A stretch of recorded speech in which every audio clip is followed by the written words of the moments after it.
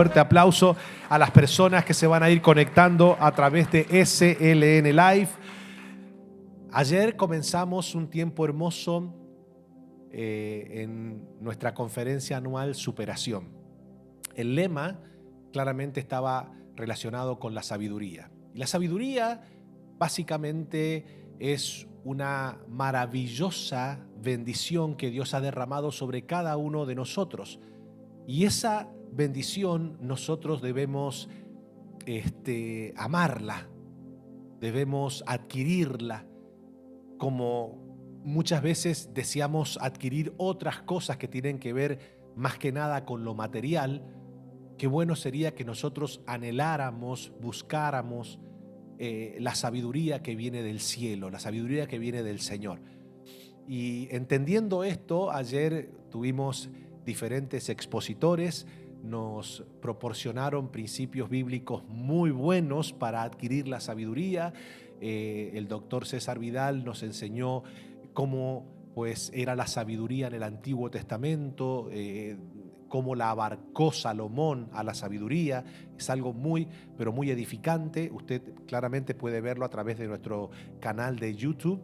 Ahí puede ver toda la predicación completa. Y después la sabiduría abarcada en torno a Jesús, cómo Jesús veía la sabiduría, cómo la implementó. La verdad que fueron enseñanzas muy nutrientes. También el pastor Roger nos trajo una enseñanza hermosa en relación a la sabiduría. Fue tan amplia la enseñanza que bueno, se hizo un poco tarde, así que mi exposición la voy a dar con ustedes ahora.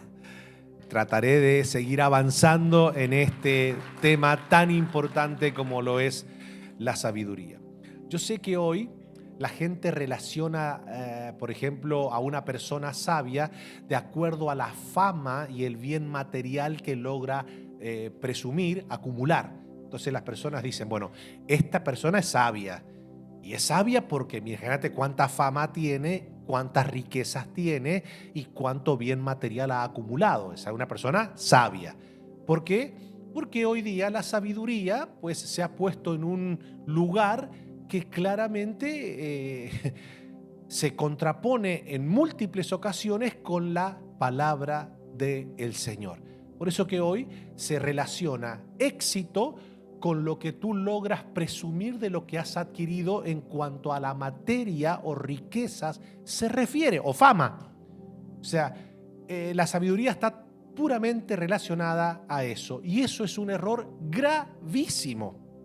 Porque cuando comenzamos a estudiar la sabiduría en la palabra del Señor, nos vamos dando cuenta que la sabiduría es mucho más valiosa que el oro y que la plata. Pero la gente ama y no tiene problema con invertir tiempo en el oro y la plata y brindarle esfuerzo a eso. Y la Biblia dice que la sabiduría es más valioso, pero claramente para muchos la sabiduría es un cuando me quede tiempo veo a ver si puedo invertir tiempo en ella. Y por eso que hay muchos creyentes que tristemente viven frustrados. Su vida de fe en su vida de fe no pueden ver grandes victorias. ¿Por qué? Porque claramente sus referentes espirituales son esas personas famosas que pues el que está del otro lado, el que absorbe la enseñanza dice, yo quiero ser como esa persona, quiero alcanzar lo que esa persona tiene. ¿Por qué? Porque todo lo reduce a el éxito personal, el bienestar personal y la adquisición de bienes personales. Dígame si no es así. Dígame si no es así. Entonces la gente contempla eso y dice, bueno, para mí la sabiduría se encuentra en esa persona. ¿Por qué? Y bueno, porque es más trascendente, porque es más influyente, porque tiene más followers, porque tiene mucho más gente. O sea, esa persona claramente es mucho más sabia que otra persona que tal vez no tenga dicha condición. Y ese es un error gravísimo, gravísimo. Por eso que hoy trataré de abarcar un tema que es muy, pero muy necesario, muy relevante para nuestros días, para lo que tiene que ver con la adquisición de la sabiduría. Y la pregunta es, ¿la lectura cumple un papel importante en la adquisición de la sabiduría? ¿Puede una persona realmente caminar en la sabiduría de Dios si no tiene el hábito de leer y de escudriñar?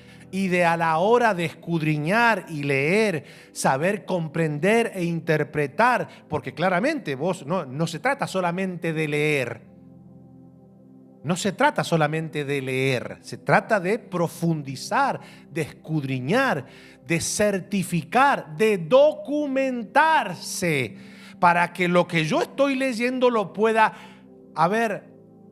certificar, y que claramente sé que lo que aprendí, lo que adquirí en sabiduría es concretamente verdad. ¿Por qué? Porque algunos cometen el error de pensar de que todo lo que leen en un libro es verdad. ¿Conocen personas así? Dice, alguien escribió un libro, déjame leerlo, y piensa que todo lo que está escrito en ese libro es verdad. ¿Por qué? Y porque lo escribió. No todo lo que está escrito en un libro es verdad. Todo lo que está escrito en el libro de la vida, que es la palabra del Señor, eso sí es verdad. Después, los libros que rodean la Biblia, los comentarios, o sea, los libros que tienen que ver con comentarios a la Biblia, de esos libros tienes que cuidarte. Porque esos libros lo que le dan es interpretación a lo que la verdad dice.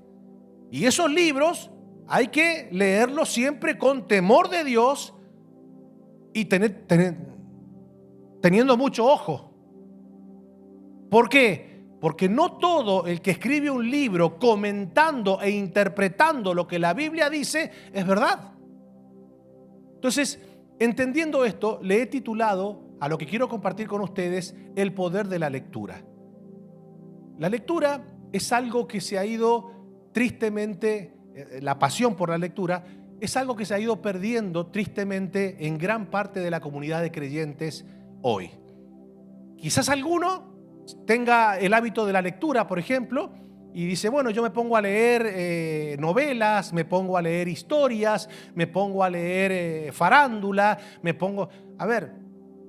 uno puede leer lo que quiera, pero después yo estoy hablando del poder de la lectura, del hábito de la escritura, de profundizar en la escritura, porque básicamente es lo que a nosotros nos va proporcionando el conocimiento de la sabiduría de Dios. Entonces, hoy muy pocos son los creyentes que tienen el hábito de escudriñar la escritura. Son muy pocos. Y esto es triste. ¿Por qué? Porque un creyente que no lee, que no escudriña la escritura de Dios, no solamente afectará considerablemente su posibilidad de adquirir la sabiduría, sino que afecta considerablemente su vida de fe. Porque quien no lee va a construir una fe imaginativa. ¿Sabe lo que es una fe imaginativa? La fe imaginativa es cuando la persona dice, no sé, yo tengo unas ganas de que las cosas cambien, de que se mejore todo. Yo tengo mucha fe y Diosito sabe que no miento.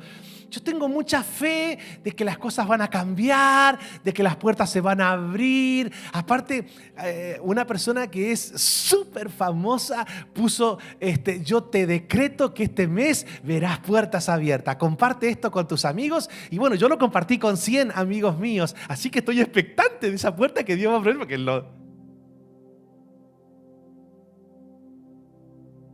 ¿Han visto gente así? Postea esto en tu muro y vas a ver cómo puertas se te abren. Y la gente tiene esa fe imaginativa que no tiene ninguna base, ningún sustento sólido en la palabra del Señor y terminan frustrándose. ¿Por qué? Porque ve que el tiempo se les pasa, nada cambia y entonces comienzan y primero se frustran consigo mismos, después dice, bueno, ¿será que mi pastor no tiene unción? El tipo no sé, como que no sé, el tipo te enseña Biblia, pero quiero que me enseñe algo que realmente me saque de este lugar. Lo único que te va a sacar de ese lugar es la Biblia. Yo no tengo poderes mágicos, ¿eh? A ver, te lo voy a volver a repetir. Yo no tengo poderes mágicos y no es mi culpa que la persona no salga de ese lugar porque no quiere. O sea, no es mi culpa. ¿Me hago entender o no me hago entender? A veces estamos buscando a ver a quién culpamos por nuestra intrascendencia, a quién culpamos. Por eso es que la gente muchas veces va brincando de iglesia en iglesia, porque anda buscando el manto de moda, el ungido de moda, a ver quién es el que tiene el poder de Grayskull para decretarme cosas y que las cosas cambien. No, esto no es magia, esto es, aprender lo que Dios enseña y obedecer lo que Dios manda.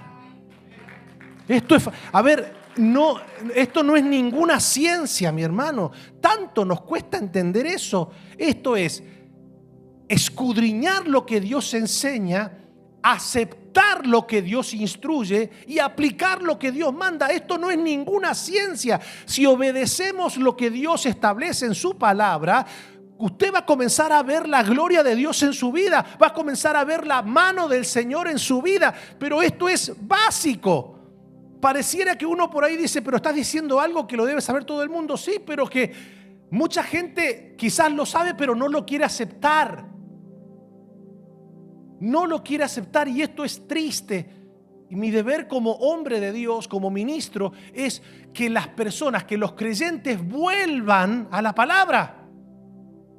¿Usted tiene idea?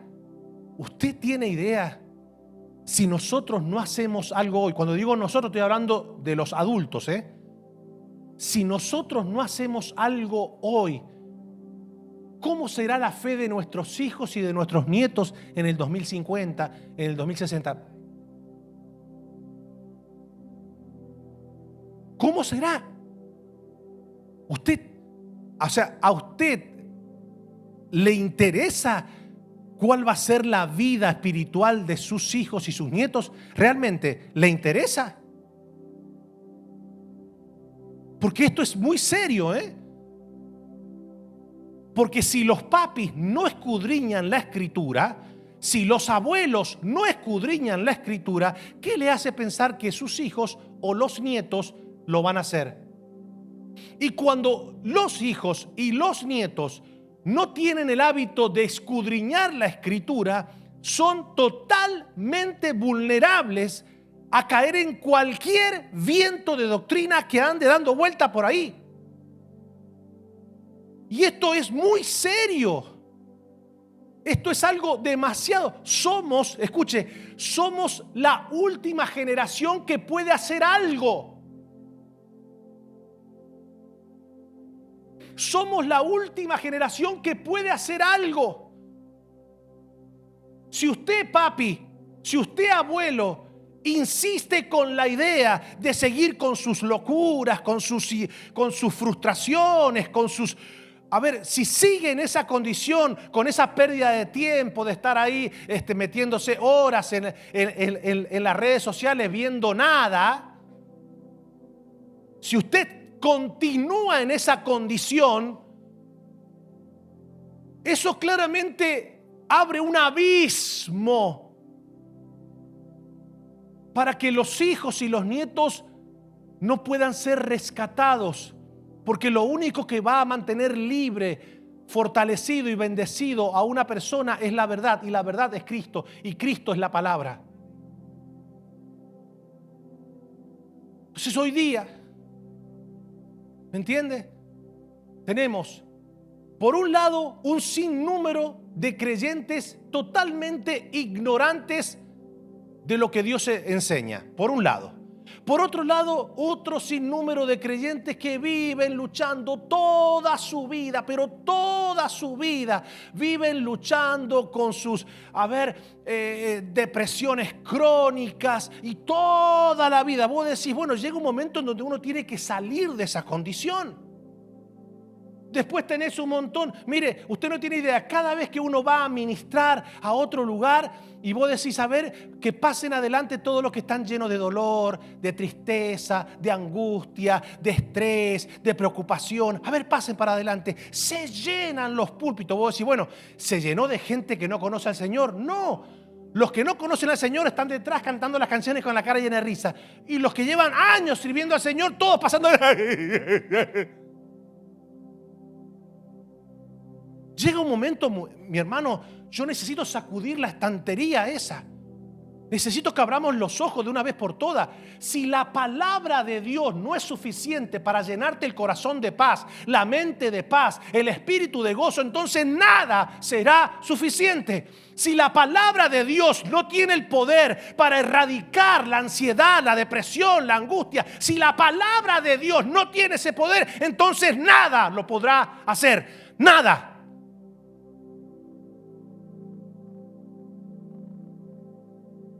Usted no tiene idea, yo me pegaba unas frustraciones antes. Pues si el Señor no obedece, y el Señor me dice, ¿para qué te frustras? Si no obedecen a mi palabra, ¿van a obedecer a lo que vos le digas? No. Pero mi deber, mi compromiso es educar al pueblo. Es que la iglesia tenga una vuelta a la palabra. Si no, escuche, estamos como en el siglo XVI. Que la comunidad de creyentes había perdido tanto la pasión por la lectura, tanto la pasión por escudriñar la palabra del Señor, que se había posicionado una iglesia que había tomado el dominio y tenía dominio sobre la palabra. Por eso que lo primero que dice Martín Lutero es: hay que volver a la palabra. Porque la institución religiosa ya había tomado dominio sobre la palabra. Es decir, no es el creyente sometido a la palabra, sino la palabra sometida a la institución. Y estaba totalmente apagado el cristianismo. Durante 1000 años el cristianismo fue apagándose. ¿Pero por qué? Porque la gente fue dejando la palabra y comenzando, ¿lo puedo decir? Comenzando a adoptar una fe litúrgica. ¿Sabe lo que es una fe litúrgica? La gente viene, canta, se sienta.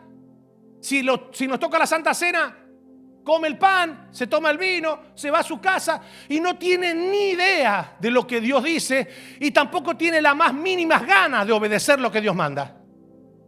¿Por qué? Porque es una fe litúrgica. No es una fe basada en la palabra. Pero ¿cómo voy a basar mi fe en la palabra si no me gusta leer? Si no me gusta escudriñar. Entonces, damas y caballeros, yo sé que muchas veces la palabra del Señor es inspiradora y otras veces es confrontadora. Y en este caso, debemos recuperar la pasión por la palabra y la lectura. Debemos recuperar como creyentes. Esto no es una sugerencia religiosa, no, esto es una verdad escritural. La lectura debe formar parte de nuestra vida de fe. ¿Usted tiene idea dónde estaría nuestra vida espiritual si decidiésemos, por ejemplo, 30 minutos al día separarlo para escudriñar la escritura? ¿Usted tiene una idea de cuánta paz expresaría nuestro corazón si 30 minutos por día se la diésemos a la oración en secreto con el Señor? Usted no tiene idea. Estaba viendo un estudio de lo que generaba la lectura de la palabra del Señor en el cerebro humano. Hablando un poquito de lo que era la neurociencia cristiana. Y el estudio reflejaba que las personas que tenían como cultura leer la Biblia escudriñarla, creerla y leerla con deseo de aplicarla, dice que esas personas experimentaban en su vida una ausencia de estrés maravillosa. Pero los creyentes que iban a la iglesia, pero que no tenían ese hábito, o sea, tenían exactamente el mismo grado de ansiedad y preocupación que los que no creían en Cristo. Y este estudio, después se lo voy a traer más detallado, comenzaba a hablar de cuán beneficiosa era la lectura de la palabra del Señor para nuestro cerebro. Cuánto descansaban nuestros pensamientos, nuestra mente. Estoy hablando del que la leía con deseo de escudriñarla, de comprenderla y de aplicarla. No el que la lee solamente para ver qué dice nada más. No. Entonces comencé a darme cuenta y dije, ahora entiendo por qué hay una condición tan severa en el comportamiento de no pocos creyentes en la actualidad. Es que no han adoptado el hábito de la lectura, de escudriñar. Y es triste lo que voy a decir. Yo he escuchado hasta personas que dicen ser pastores que no les gusta leer. Y si el pastor te está diciendo, ay, Dios conoce mi corazón, Él sabe que yo para lectura soy malísimo, pero a mí no me hace falta leer porque a mí el Espíritu todo me lo dice. Cuando yo veo que una persona que se dice ser ministro de Dios no tiene el hábito de leer, de escudriñar, pero Dios le revela todo mediante no la lectura de la palabra, sino mediante experiencias personales, el 99% dudo que es mentira. O sea, dudo que sea verdad. 99% es mentira. Trata de justificar su pereza para leer con experiencias personales. Por eso que hoy día la gente está cambiando el Dios dijo, porque no leen, entonces no saben lo que Dios dijo. Lo voy a repetir. Como no saben lo que Dios dijo, entonces cambian el Dios dijo por el Dios me dijo. ¿Qué te dijo? Me dijo esto. Sí, pero ¿sabes cuál es el problema?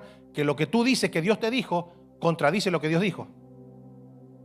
Entonces de repente en ese Dios me dijo podés confundir al Espíritu Santo con un perro blanco de ojos azules.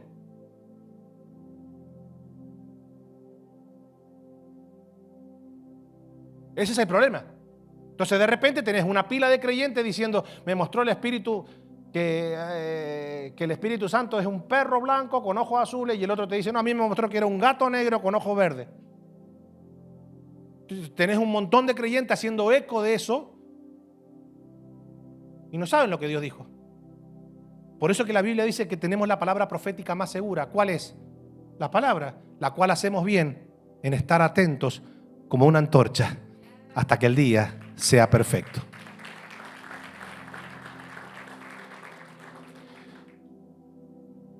Jesús dijo, escudriñad las Escrituras, porque a vosotros os parece que en ellas tenéis la vida eterna, y ellas son las que dan testimonio de mí.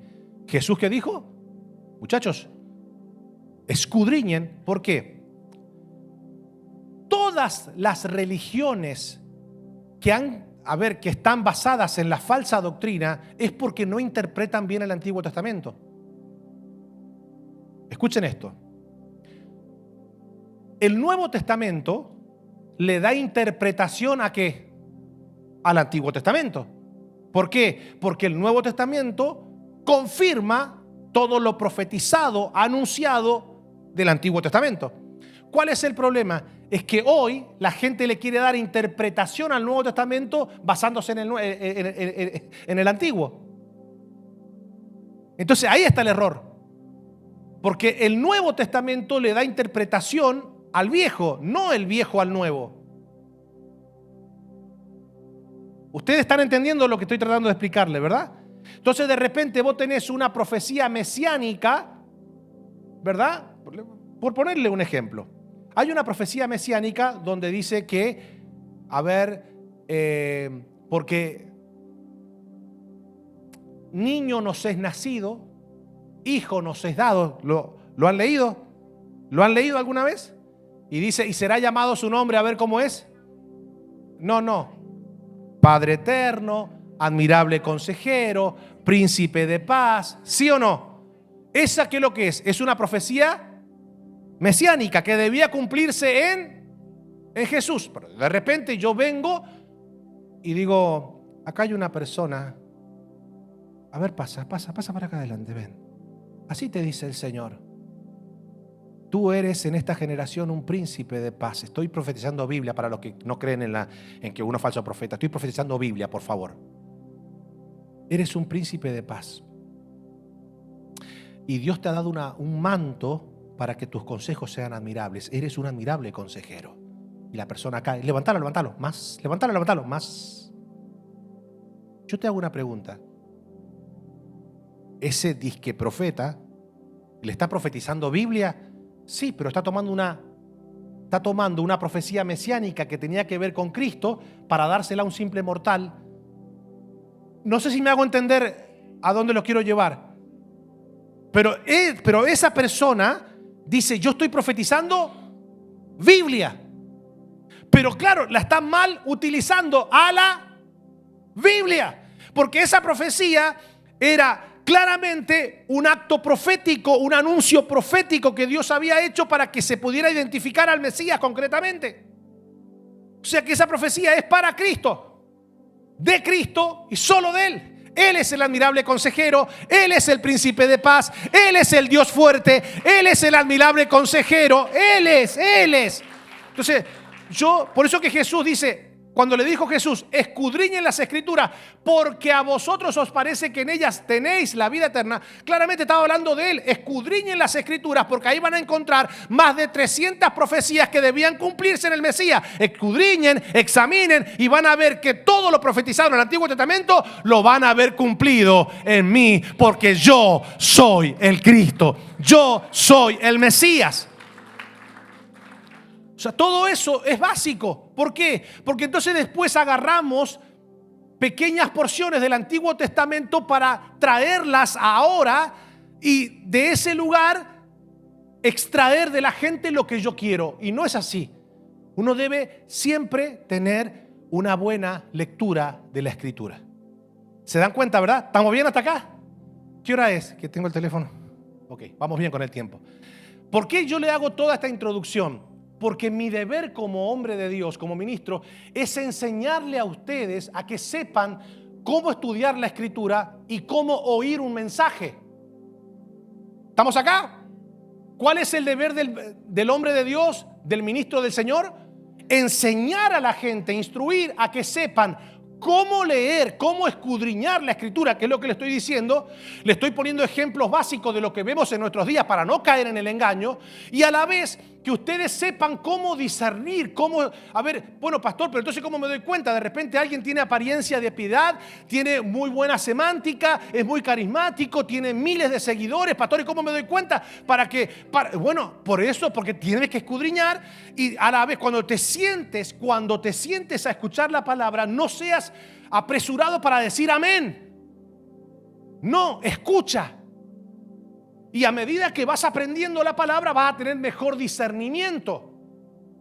Porque la misma Biblia nos dice, tienes que probar los espíritus, si son de Dios o no. ¿Y cómo yo lo puedo probar? Bueno, si lo que me está diciendo este tipo o esta mujer son cosas personales, experiencias personales, eso es subobjetivo. ¿Se entiende?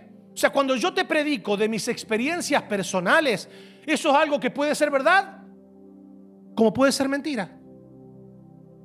¿Por qué? Porque no tengo forma bíblica de corroborarlo.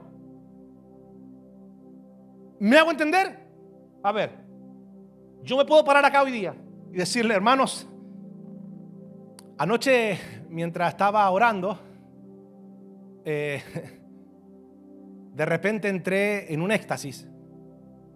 Y no sé lo que pasó, pero fui llevado al tercer cielo, hermano. Yo le estoy contando, ¿verdad? Y de repente el Señor me miró y me dijo, ¿sabes por qué te traje aquí? Y yo le dije, no, Señor, no sé por qué me trajiste aquí. Y el Señor agarró y me dijo, porque tú eres mi elegido para este tiempo. No encontré a otro como tú. Y te traje aquí para que absorbas de mi presencia del trono. Y te voy a mandar a la tierra para que esparzas el olor de mi fragancia por todas las naciones. Yo pongo continentes en tus lomos. Te voy a bendecir con riquezas, solamente sé fiel. Hermanos, ¿cuántos creen que Dios me ha dado esa unción? Hay algunos diciendo, ay, pastor, ¿en serio qué le pasó? No me pasó eso. Pero eso puede ser verdad, como puede ser mentira. Ya es más mentira que verdad, porque de repente, ¿qué coronita tenés vos para que Dios te diga tú eres mi elegido? ¿Se entiende, verdad? Esas experiencias personales están suplantando el amor por la palabra. Entonces la gente que tiene va de congreso en congreso, de concierto en concierto, va buscando eso, que alguien le diga cosas mágicas. Y usted dirá, pero pastor, ¿usted no cree que Dios puede hablar por sueños? Sí. ¿Usted no cree que Dios puede hablar por visiones? Obviamente que sí. Yo creo en que Dios habla por sueños, yo creo que Dios habla porque es soberano, Él habla como Él quiere. Estamos hablando de cosas específicas, pero cuando Dios habla, no lo hace para engrandecer el ego de ningún mortal, no lo hace para para respaldar el llamado de alguien. Viste que hay gente que cuenta sus experiencias personales con la intención de que la gente, de ganar credibilidad con la gente. Todo esto yo necesito que usted esté claro. Claro. ¿Por qué? Porque en los tiempos en que vivimos, todas estas cosas, ¿viste? De sueños, visiones, revelaciones y tantas cosas, muchas de esas cosas, vuelvo y te reitero, son subobjetivas. ¿Por qué? No hay forma de corroborarlo de una manera escritural. Por ende, vos tenés que estar atento a que si eso que la persona está contando como experiencia personal tiene que ver básicamente con su vida, con su... Eso tenés que verlo. Para no caer en fundamentar mi vida de fe en las experiencias que otras personas tienen. Porque entonces después yo corro, por ejemplo, estaba escuchando un testimonio. El testimonio decía, yo por mucho tiempo no tuve cómo trasladarme. Y entonces un día agarré y le dije al Señor, Señor, ¿a ti no te da pena que yo no tenga un carro? Ya, desde el vamos, cuando yo escucho a una persona decir eso, digo, este tipo temor de Dios no tiene. O esta mujer temor de Dios no tiene. Ya, desde el vamos. Desde el vamos. Yo jamás me atrevería a decirle al Rey soberano, dueño de todo lo que existe, creador de todo lo que existe, y al cual hay que servirle con temor y temblor, reverencia, respeto, que eso es el temor del Señor. ¿Cómo yo me voy a parar delante de un Dios soberano, eterno, sempiterno, glorioso, majestuoso, magnificente? ¿Cómo yo me voy a parar delante de ese Dios a decirle, y tú no te das cuenta que no tengo un carro? Por eso cuando yo escucho a la gente diciendo, y me fajé con Dios, ahí estaba fajado yo con Dios, pero pedacito de caparazón de carne, ¿qué te va a fajar vos con Dios?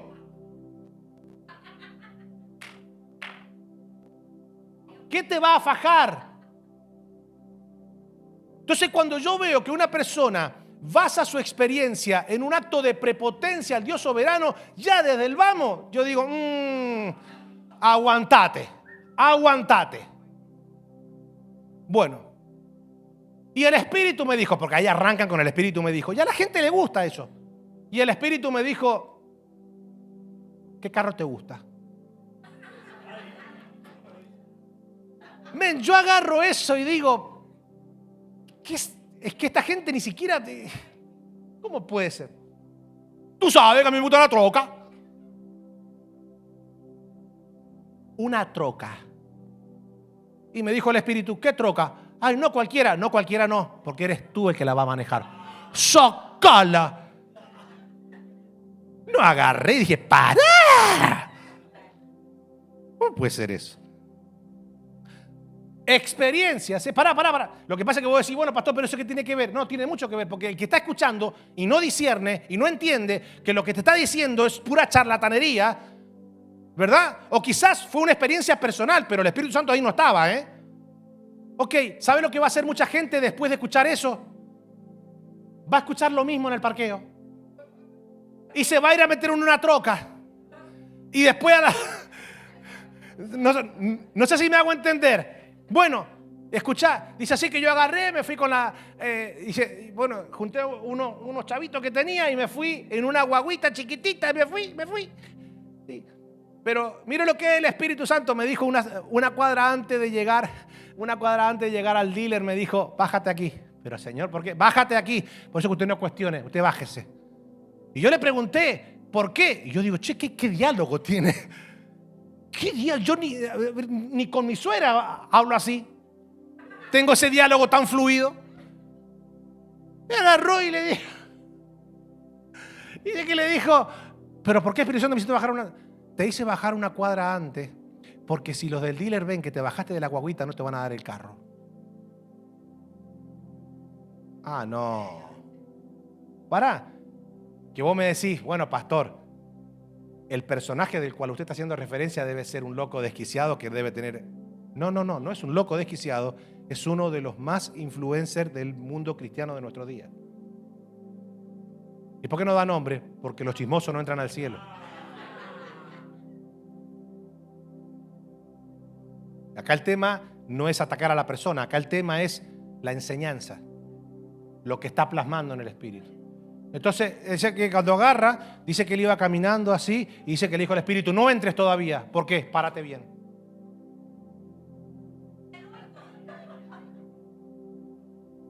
Endereza la espalda, porque entonces van a pensar que tú eres una persona pobre. Camina como que tienes poder. Yo agarré y dije, pará, vos me decís que un charlatán lo diga, porque claramente este tipo es un charlatán, pero no por eso, sino por todo lo que enseña después bíblicamente, pero más allá de esa experiencia, es un charlatán. Que ese tipo diga eso no me sorprende. ¿Sabe lo que me sorprende? Que estaba llena la iglesia y la gente aplaudiendo. ¡Amén! ¡Amén! ¡Ah, wow! ¡Wow! ¡Wow qué! ¡Wow qué! Pará, eso no termina ahí. Primero dijo que no tenía ni un chavito, pero ahora dice que sacó un down payment y que le dieron 30 días. Y yo, dice, 29 días, 30 días, dice, yo me había olvidado hasta que dije, uy, tengo que pagar la troca. Dice, así que agarré y yo le dije al Señor otra vez, le dije, tú me mandaste, así que tú te haces cargo. Yo digo, pero este tipo, ¿cómo le habla así al Señor? Entonces, a ver, ¿por qué yo le hago este comentario? Le hago este comentario porque yo sé que a ese tipo te lo vas a encontrar en cualquier Reels. Y tipos como ese, y mujeres con esas características, te lo vas a encontrar en el 90% de los Reels que vas a ver en las redes sociales. Entonces, ¿qué es lo que pasa? Yo tengo 40 minutos un día domingo, ¿verdad? Y combato contra 7, 8 horas por día que una persona se la pasa viendo tonteras en las redes sociales. Comprobado. 20 minutos, 15 minutos, 10 minutos, 5 minutos, 8 minutos. Cuando querés acordar, tu teléfono te lo va a avisar. Tu teléfono te lo avisa y te dice cuánto tiempo perdiste por día viendo tonteras en las redes sociales. ¿Ok? Entonces, ¿qué es lo que pasa? Yo corro con desventaja. ¿Por qué? Porque yo tengo 40 minutos para enseñarle Biblia, pero tengo que trabajar contra una corriente doctrinal que usted se la encuentra en el baño cuando va a hacer sus necesidades, en la cocina mientras hace la comida, en el break del trabajo, en donde quiera, en donde quiera.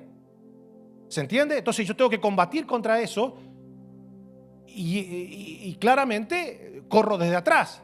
Pero bendito sea el Señor, que el mismo Espíritu Santo yo creo que se va a encargar de trabajar con este tipo de enseñanzas para que nosotros no caigamos en ese viento de doctrina que está envenenando a tantas personas en la actualidad. La iglesia debe volver a la palabra de Dios. La iglesia debe volver a amar la palabra de Dios y salirnos de la fe ritualista, de la fe litúrgica. Vamos a ver rápidamente por qué es tan importante la lectura en la vida de los hijos de Dios. ¿Todos van a comenzar a adoptar el hábito de la lectura de la palabra?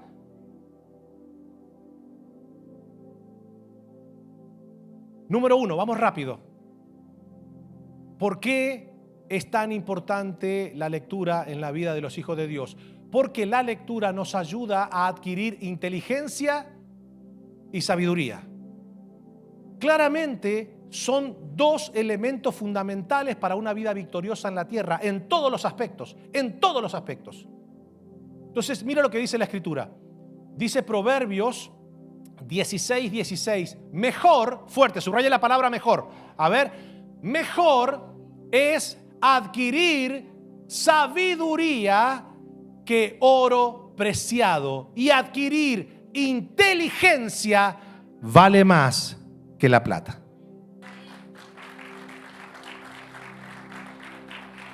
Ahora, ¿está diciendo el proverbista que la plata y el oro es malo? No. Lo que está diciendo que mejor que estos dos metales preciados que la gente se desvive por alcanzar, que, a ver, no estoy satanizando los metales preciados, ¿se entiende? Gloria a Dios por la bendición, por la prosperidad, gloria a Dios por el oro y por la plata, porque al fin y al cabo, ¿quién los creó? Dios. Ahora, lo que está diciendo es, si nosotros entendiésemos que estos dos elementos de gran valor son tan hermosos, pero la sabiduría y la inteligencia son mejores que ellos, entonces, ¿a dónde nosotros pondríamos la sabiduría y la inteligencia? No, en un lugar mucho más preciado que el oro y que la plata. Entonces, ¿hay que despreciar el oro? No, hay que apreciar la sabiduría y la inteligencia, que está despreciada o que está menospreciada.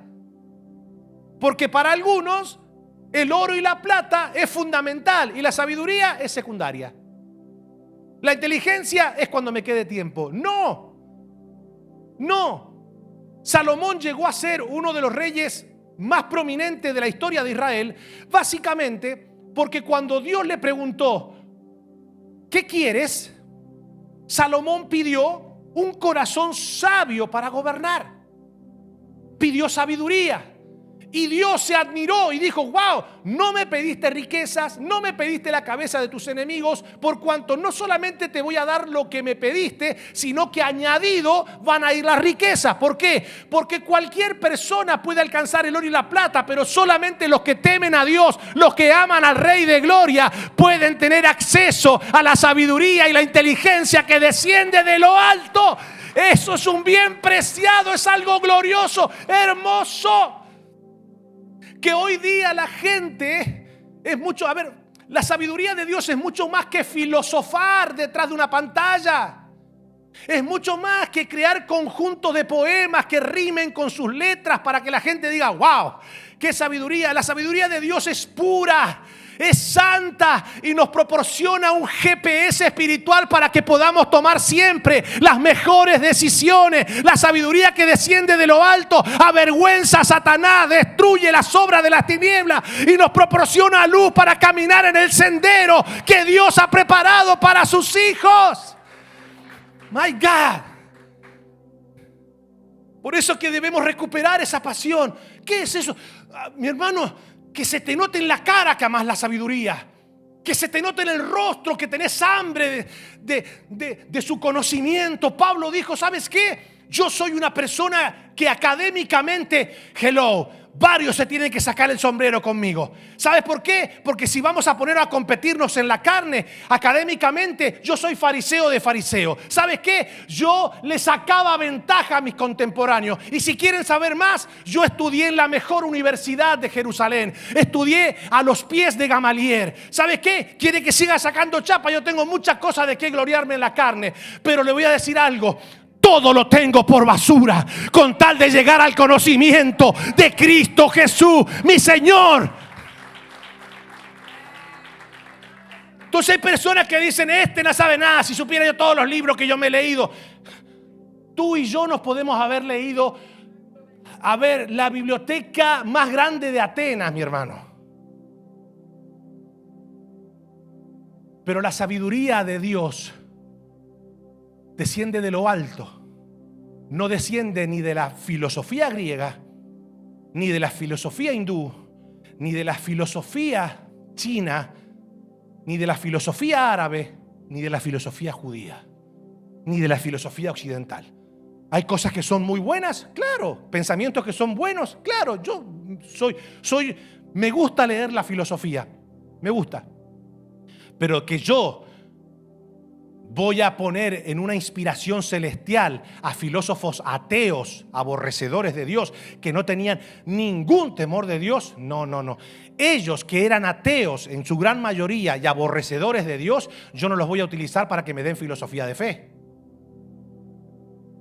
En todo caso, quizás un pensamiento, qué sé yo, a veces Dios le da el pan al que no tiene dientes. Mejor es pájaro en mano que 100 volando. O sea, es decir, son pensamientos cortos que tienen cierto extracto de verdad, pero que no tienen ninguna trascendencia con la eternidad. ¿Se entiende? Entonces, esto es muy importante que lo entendamos. ¿Por qué es tan importante la lectura? Porque en ella vamos a poder adquirir el conocimiento, la sabiduría y la inteligencia de Dios. Es imposible adquirir inteligencia y sabiduría sin el hábito de la lectura. Acá me voy a detener 2 minutos y ya con esto voy a terminar. ¿Por qué es tan importante la lectura? Porque nos ayuda a discernir la exégesis de la eisegesis. Y acá, esto yo necesito que todos estén atentos. Porque es acá donde está pereciendo la iglesia de nuestros días. Es acá. Diga conmigo, acá. La gente no sabe discernir entre un mensaje de Dios y un mensaje que no es de Dios. Entonces, ¿qué pasa? Hay personas que han sido enseñadas mal y hacen eco de su mala enseñanza, y hay otros que tienen una mala voluntad. Enseñan mal sabiendo que están enseñando mal, porque al fin y al cabo lo que le interesa no es tu buen aprendizaje, lo que le interesa es quedarse con el fin de lo que ellos quieren lograr. Y es acá donde toda la iglesia debe prestar atención. ¿Por qué? Porque es aquí donde el oyente cumple un papel muy importante. El orador, el predicador puede decir lo que quiera, pero si se encuentra con un oyente pensante, con discernimiento. ¿Por qué el evangelio de la avaricia tiene tanto éxito en nuestros días? Le voy a explicar por qué. Porque la mayoría de los oyentes tienen exactamente las mismas ansias que el orador. Entonces, por eso es que tiene tanto éxito, porque bíblico no es. Entonces, vamos a ver rápidamente. Sin lectura, somos muy vulnerables a la mala interpretación. Entonces, exégesis es cuando la persona, el orador, hace buen uso del texto. Es decir, saca una buena interpretación del contexto y dice lo que el texto dice. Damas y caballeros, ¿han escuchado alguna vez, por ejemplo, personas que te dicen, bueno, quizás a vos Dios te reveló una cosa con este texto, a mí me reveló otra, a este le reveló otra y a este le reveló otra? ¿Han escuchado gente así? Entonces, Dios es un Dios de confusión. Agarra un texto y a 5 personas le revela. No sé, que voy a decir, bueno, van todos en la misma dirección. No, lo que pasa es que en esas 5 revelaciones que Dios le dio, todas se contraponen la una con la otra. Pero según ellos hay que respetar el rema que Dios le dio. Diga conmigo estas palabras. Diga conmigo, Dios, fuerte, a ver, Dios dijo lo que quiso decir, no lo que yo quiero que diga. Entonces, este es un problema muy serio. Por ejemplo, ¿me permiten hacer un ejercicio rápido de cómo sería eisegesis? Exégesis es cuando la persona hace buen uso del texto, dándole un buen contexto y no sacando el texto de contexto para transformarlo en pretexto. Ya está. Eso es lo que es la exégesis, eso es muy bueno. Eisegesis, con I, es cuando el orador le hace decir al texto lo que el texto no dice. Entonces, esa es una herramienta, una estrategia que utilizan muchos abogados o muchos políticos para vulnerar la Constitución o las leyes. Se van agarrando de diferentes cosas, de esas, por ejemplo, de ciertos puntos de la ley, para hacerle decir a la ley lo que la ley. Por eso que muchos de los que escriben las leyes la dejan media en gris, para que la gente después le dé interpretación y puedan hacer surf con las leyes. ¿Sí o no? Dios no. Dios es muy concreto a la hora de hablar. Y lo deja establecido en su palabra. Entonces, ¿cuál sería un ejemplo de eisegesis al cual yo lo puedo transformar en una revelación apostólica? Por ejemplo, a ver, ayúdeme. El tiempo se me pasa, pero ya, le prometo que ahora digo esto y termino, ¿ok? Digo esto y termino. A ver, ¿cuántas piedras tomó David para matar al gigante Goliat? Ayúdeme. Mira, algunos ni saben cuántas piedras agarró David. Alguno levanta la mano y dice, ¿quién es David, pastor? Bueno, si vino por primera vez a la iglesia, está totalmente perdonado y el pastor le va a hacer una ofrenda de $50. Pero si usted ya lleva tiempo en la iglesia y no sabe ni quién fue David, ok. Cuestión, David en un momento determinado se enfrenta a un gigante que amenazaba a toda la nación de Israel. Ese gigante se llamaba Goliat. Cuando David va a enfrentarlo, toma 5 piedras de un río, piedras lisas, ¿sí o no? David la pone en la onda y la tira. Ok, eso es lo que cuenta la Biblia. Pero yo de repente, la noche anterior quizás me comí varias pizzas de pepperoni. Y de repente, el rema que recibo del cielo es que Dios me dice, hijo, ¿te diste cuenta cuántas piedras agarró David? 5, Señor. ¿Y sabes por qué agarró 5? No, Señor, dímelo. Porque 5 son los ministerios. Entonces, cuando tu vida se construye en el ministerio quíntuple y agarrar los 5 ministerios que son cada piedra, no hay gigante que se pueda permanecer delante de ti. Yo te hago una pregunta. Cuando David estaba agarrando las piedras, estaba pensando en el ministerio, en los 5 ministerios. Ahora, ¿se dan cuenta cómo yo puedo agarrar un texto y transformarlo en un rema para llevar corriente para mi molino?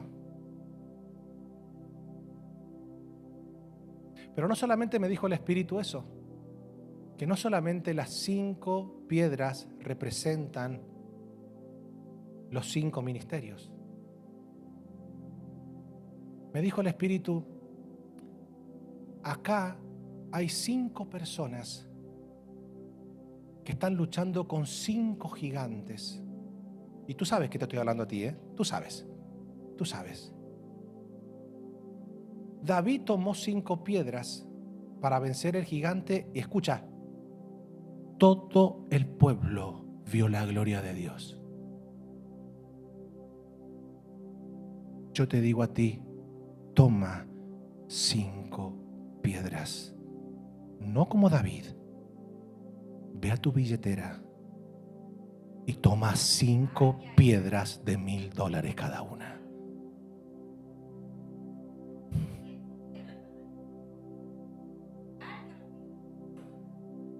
Algunos dicen, pastor, esas piedras no las veo en el río. Saca 5 piedras de 100. Y si no logras, júntate con tu vecino y dile, ponemos una piedrita cada uno y vamos todos a matar al gigante. Claro, vos decís, pastor, hay que ser demasiado ingenuo para querer esa babosada. Pero lo creen. Diga conmigo, lo creen. Entonces, ¿qué pasó? Yo te voy a explicar lo que pasó en ese momento. En ese momento, el orador se fue con varias piedras a su casa. Y piedras preciosas que le permite matar cualquier gigante, a todos los gigantes de la tierra de Anac. Pero va a suceder algo en el que dio las piedras. No, creó otro gigante, porque el gigante que tenía no era económico, ahora se quedó sin un peso y con el gigante. Así que ahora tiene dos gigantes. Entonces, ¿qué pasa? Esa persona ahora se va a sentir tan frustrada, tan estafada, tan engañada, que el diablo le va a tirar un pensamiento a la cabeza. ¿Sabe lo que le va a decir el diablo? Todos los pastores son unos descarados. Entonces esa persona ahora se encierra en su razonamiento, no quiere saber absolutamente nada con Dios y mete a todos en la misma bolsa. Por eso que hoy, no solamente que hay que evangelizar para ganar al perdido, hay que predicar para readoctrinar y reevangelizar al ganado. Porque yo necesito que usted entienda esto, que es muy importante. Es muy importante. Vamos a ver qué dice la Escritura y con esto termino. Te encarezco delante de Dios. Mira lo que dice la Escritura, cuál es el consejo que le da la Escritura al ministro, al hombre de Dios y también a todo el pueblo del Señor. Te encarezco delante de Dios y del Señor Jesucristo, que juzgará a los vivos y a los muertos en su manifestación y en su reino, que prediques tus experiencias personales, tus sueños. Predica la palabra. ¿Cuál es el trabajo de un ministro? Predicar la palabra. Que instes a tiempo y afuera de tiempo. A ver, motiva, inspira, profetiza cosas gloriosas. A ver, ayúdeme, porque usted lo está leyendo conmigo. A ver, ¿qué dice? Redarguye, reprende, exhorta. Ay, pastor, él lo dice la Biblia. ¿Qué quiere que te diga? ¿Qué quiere que corte esos versículos? No puedo, no soy testigo de Jehová. Redarguye, reprende, exhorta con toda paciencia.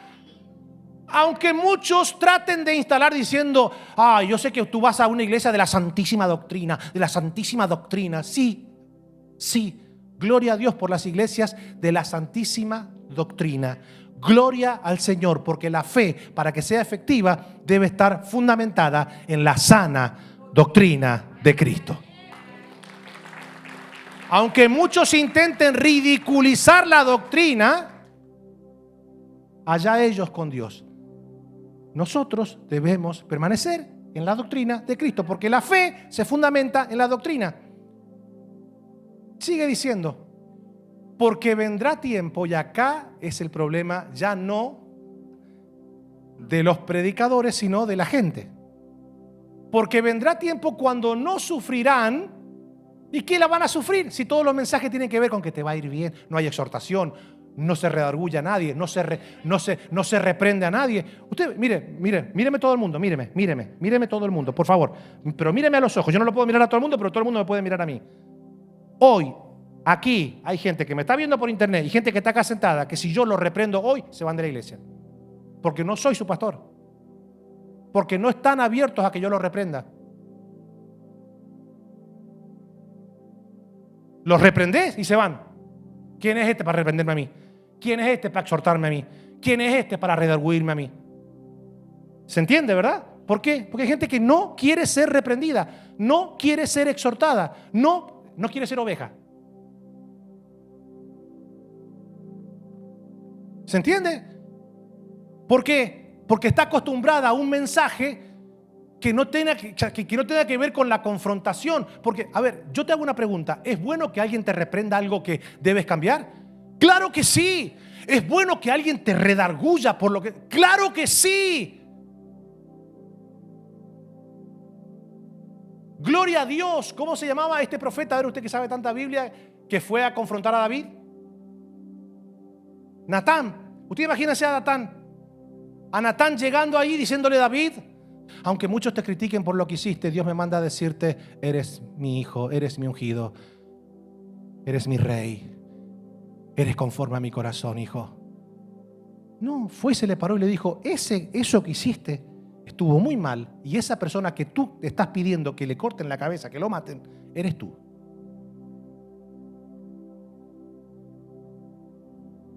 Entonces, hoy la gente le gusta, anda buscando ese tipo de predicadores que te digan: hermanos, yo sé que hay predicadores que todo el tiempo se la pasan ahí exhortando, redarguyendo, mi hermano, pero mira, ¿sabes qué? Prepárate, porque viene un tiempo donde claramente vas a ver las puertas de los cielos abiertas, y deja de hacerle caso a esos predicadores que están con la santísima doctrina. Échate a un lado de esa gente no soporta ver que tú brilles.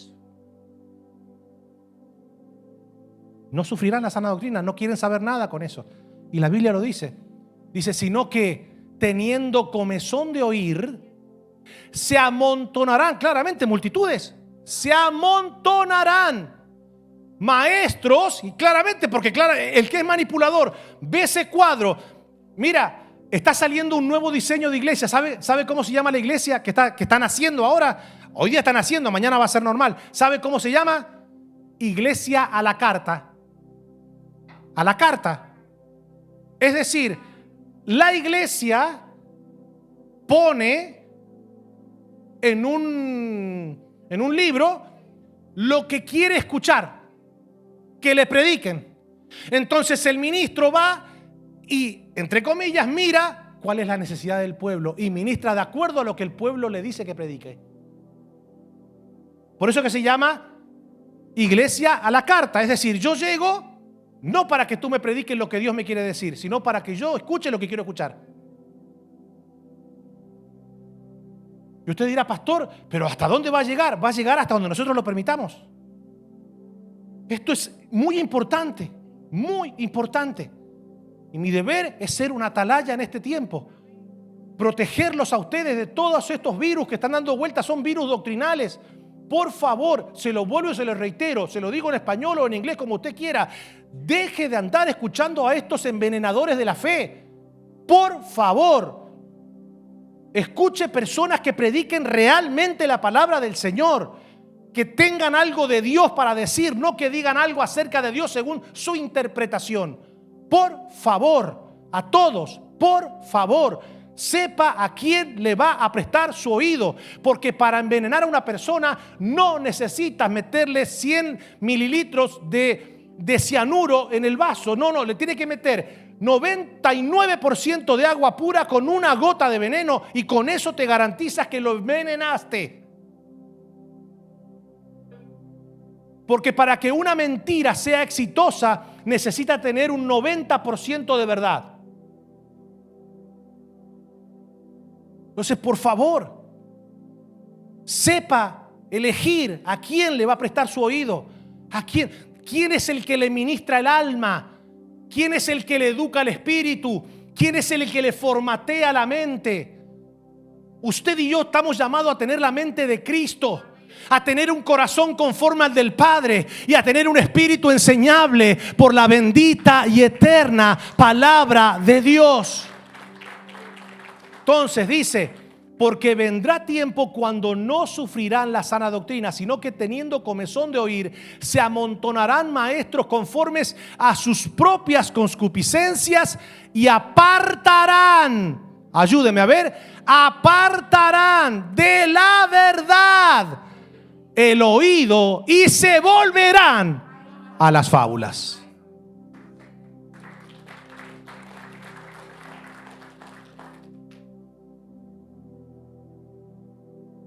Más claro no se puede hablar. Es la palabra de Dios y hay que entender los tiempos que estamos viviendo. Para eso, la iglesia debe recuperar la pasión por la lectura, por escudriñar, por volverse al temor de Dios, por recuperar la pasión por la santidad en la palabra del Señor. La profecía dice: el que ande por camino de santidad, es decir, Cristo es el camino de la santidad, su palabra, por torpe que sea, no se va a extraviar.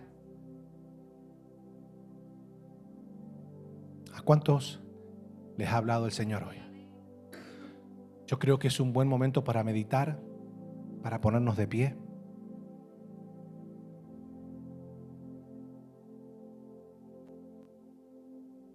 Y decirle al Señor: Señor, ayúdame a tener el hábito de la lectura, de escudriñar. Ayúdame, Señor, a ser una persona que ama tu palabra. Señor, líbranos de todo viento de doctrina que sea contraria a tu verdad. Líbranos, Señor, de caer en cuentos de viejas fábulas. Que nuestra fe no esté fundamentada en experiencias de hombres. Que nuestra fe esté fundamentada en tu palabra, bien contextualizada y bien interpretada. Señor, ayúdanos porque vivimos días donde somos bombardeados con este tipo de enseñanzas y a veces nuestra carne se ve seducida a creer en ellas. Reconocemos, Señor, nuestra vulnerabilidad. Solamente tu Espíritu Santo nos puede guiar hacia toda verdad siempre. Y tu palabra dice que la unción misma nos enseña la verdad. Gracias por este pueblo que me permites pastorear. Yo estoy comprometido con predicar tu verdad, Señor. Te pido que me ayudes y que me libres de caer en cualquier mala interpretación. Permite que la enseñanza que sale de mi boca siempre sea, Señor, guiada por tu Espíritu Santo, para que tu pueblo sea alimentado de manera sólida, bien nutrida, con las sanas palabras de Cristo Jesús, con su sana enseñanza. Señor, guárdame de todo lo que pueda contristar a tu Espíritu Santo. Lo más importante, Señor, es que te amemos a ti por sobre todas las cosas. Padre, bendice este pueblo maravilloso. Que a partir de hoy, escudriñar tu Escritura no sea un acto esporádico. Que a partir de hoy sea un hábito diario. Ayúdanos a separar ese tiempo para tener comunión con tu palabra, para tener comunión con tu Espíritu. Ayúdanos, Señor, a amar tu palabra. Tu palabra dice: mucha paz tienen los que aman tu palabra. Ayúdanos, Señor, a amar, a escudriñar, a interpretar y a vivir tu bendita palabra. Perdónanos si te hemos fallado. Perdónanos si nos hemos equivocado. Perdónanos si le hemos dado a la sabiduría un papel secundario en cuanto al interés. Hoy nosotros, Señor, te pedimos tu sabiduría, la cual tú das abundantemente y sin reproche a aquellos que te la piden. Gracias, oh Dios, por ser tan bueno, tan fiel, tan hermoso y tan glorioso en Cristo Jesús. Amén y amén. Vamos, dale fuerte la